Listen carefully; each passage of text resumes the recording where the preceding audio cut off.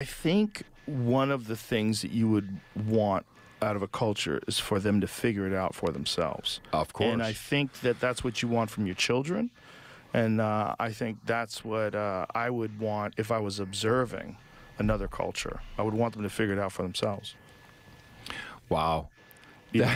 Yeah. You know what I'm saying? Because I think I know that over you like this. time, I know you like this. well, over time, if you look at what we are like now, as opposed to what we were like 1,000 years ago, it's people are way less violent. It's way safer. It's better. We're more educated. We understand things more. We're more compassionate. We're more open-minded, and that continues to move forward. And as long as it's going in that correct direction, then you have to be really careful of power and evil people. That's not going to kill us. The connection to the internet, us and the internet becoming one, the singularity, the AI singularity that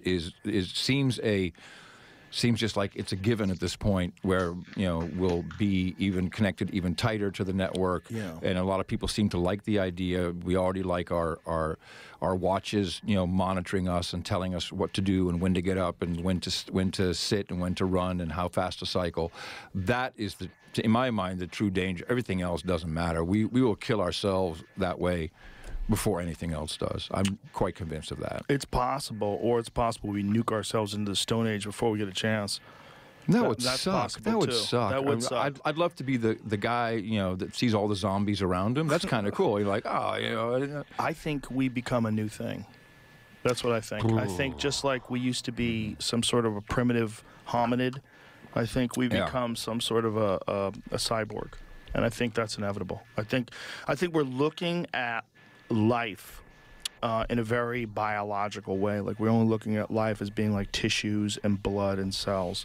And I think we're going to get to a time in our lifetime where we combine with technology to the point where we don't think about life that way anymore. And we think about artificial life as being life. And that's going to get weird as fuck. Because if a trans woman can go into the girls' bathroom... For a tampon.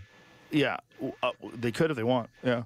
But if you're okay with that, are you okay with the next thing, which would be an artificial person being recognized as a person, like a person that's created. Like if you're like, it's everybody wants to be open-minded, and I want to be open-minded. Like, I'm for gay marriage, I'm for trans rights, I'm for everybody to be equal. But then if you start making people, are those people equal? Like, if you start making artificial people, what is that like? Like, what if it's an artificial adult human that you just made? Like, and they talk and they hang out. Does that get to vote? Does that? Right, that's a good question. Does it get to use the adult bathroom? It's only been alive a day.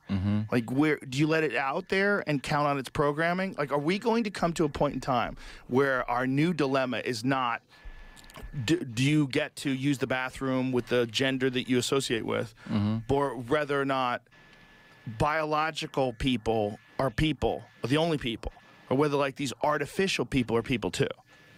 Like, if we get to the point where we're biological people accept artificial people, well, they're people too.